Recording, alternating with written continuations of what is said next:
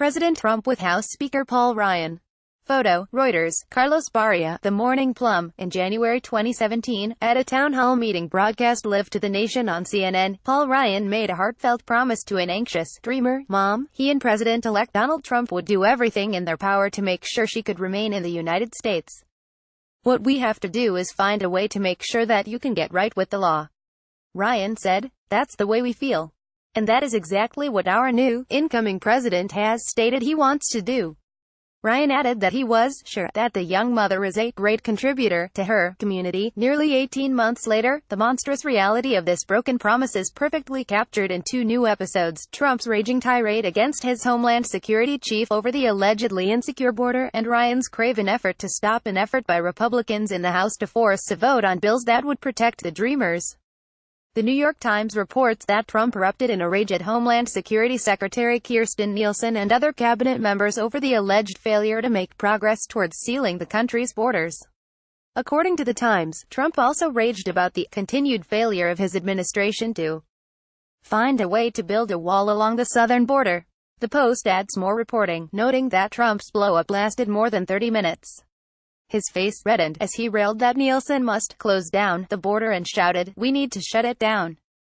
We're closed." Now, over to Paul Ryan.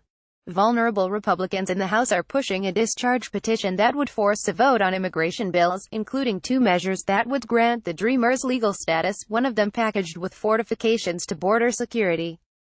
17 Republicans have signed the petition, meaning that if organizers can get 8 more, it would pass, since Dems will support it, forcing a full House vote on whether the Dreamers will be protected or remain in limbo. Ryan is trying to stop this from happening. He justifies this by claiming that there's no sense in voting on measures protecting the Dreamers that Trump would veto. As Ryan put it, "We actually would like to solve this problem, and that is why I think it's important for us to come up with a solution that the president can support. But this is utter nonsense, because there isn't any deal that Trump is willing to support that can pass Congress." Ryan knows his suggestion otherwise is a big lie, because we already tried this. This year Democrats repeatedly offered Trump deals with money for the wall in exchange for protecting the Dreamers, and he rejected them all, because Trump also wanted deep cuts to legal immigration. After that, multiple immigration packages failed to pass the Senate. The one based on Trump's framework, citizenship for 1.8 million Dreamers traded for $25 billion in wall money and deep cuts to legal immigration, got the fewest votes, at 39, with 14 Republicans defecting. The bottom line is that Trump will not accept anything that protects the Dreamers unless it also contains deep cuts to legal immigration. But nothing like that can pass Congress, because it faces bipartisan opposition. Trump's tirade at Nielsen is a reminder that he is the real obstacle to any deal protecting the Dreamers. It reminds us of Trump's bottomless irrationality on this issue. Border crossings have been at historic lows, but he is still demanding his wall. But even when that has been offered in exchange for protecting the Dreamers, he has rejected it. Yet he raged at Nielsen over the lack of movement on the wall, showing himself unable to comprehend that his own deeply unreasonable demands, which many Republicans have rejected, are the real obstacle to getting it built as part of a Dreamer deal. Indeed, it has become undeniable that Trump's overriding goal on immigration is to reduce the number of immigrants in the United States to the greatest degree possible. As Eric Levitz notes, Trump moved to end temporary protected status for various groups with no credible rationale for doing so, and even though U.S. diplomats have warned that it is dangerously bad policy. And as Trump's shithole countries comment confirmed, his main driving impulse on immigration is white nationalism, rolling back the current racial and ethnic mix of the country at all costs, and this is shaping policy. The real reason Ryan is blocking a vote on the Dreamers: Ryan is trying to prevent a vote to protect the Dreamers precisely because such a measure could pass the House. That would expose him to the right's rage and would probably end up forcing Trump to make the terrible choice of accepting or vetoing it. A deal protecting the Dreamers in exchange for border security would probably pass the House by a comfortable margin, and it might pass the Senate. After all, passage in the House would bring tremendous pressure on moderate Republican senators, especially if the White House didn't actively lobby against it. But Trump will not accept any deal to protect the Dreamers, even though it could very likely pass both chambers, unless it also contains deep cuts to legal immigration. So if the House passed it, the White House would lobby the Senate against it, and if that failed, Trump would then have to veto it. Either of those would look horrible, because after House passage, suddenly protections for the Dreamers would appear in reach. This is the spectacle that Ryan is trying to avert, all to protect Trump from having his true priorities revealed in all their ugly glory. Asterisk how Michael Cohen's scheme worked. The Post reports that internal that Cohen was supposed to spend half his time on legislative policy development and the other half on regulatory policy development. Payments to Cohen were approved by 2 executives in right because Cohen is such a dazzlingly brilliant expert in telecom policy. Asterisk Rudy's firm runs from his spin. Rudy Giuliani has left his law firm Greenberg Traurig, which put out a statement distancing itself from his claim that lawyers regularly pay off people without clients knowing it, as Michael Cohen did with Stormy Daniels. We cannot speak for Mr.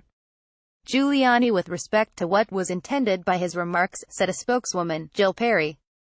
Speaking for ourselves, we would not condone payments of the nature alleged to have been made or otherwise without the knowledge and direction of a client. Of course, because Rudy is full of it. And by the way, we still don't even know if it's true that Trump didn't have any knowledge of the payment. Asterisk Republican plans new assault on Mueller probe. Rep. Mark Meadows, RNC, the head of the Freedom Caucus, is planning to demand a financial audit of Robert S.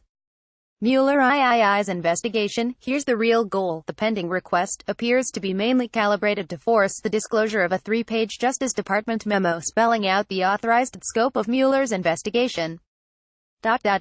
Only a heavily redacted version has been publicly shared, because, according to people familiar with the Justice Department's thinking, prosecutors think its full disclosure could compromise Mueller's probe. Of course, the fact that this could compromise the Mueller probe is the whole point of the exercise. Asterisk 8 Plan B, to protect Mueller, with Senate Majority Leader Mitch McConnell still refusing a vote on a Mueller protection bill. NBC News reports that Democratic senators will push another measure to protect the investigation. According to 3 people briefed on the discussions, ideas include requiring that Congress receive Mueller's final report, allowing Mueller, in the event he is fired, to release his findings publicly, or allowing him to resign and release his work if he feels his investigation is being improperly stifled. This would only protect and guarantee transparency on Mueller's findings, never mind protecting Mueller's job. One looks forward to seeing how Republicans justify opposing this. Asterisk Trump policies hurt his voters. Paul Krugman notes that Trump and Republicans are trying to slash funding for food stamps, and adds, some of the biggest victims of Trump's obsession with cutting welfare will be the very people who put him in office.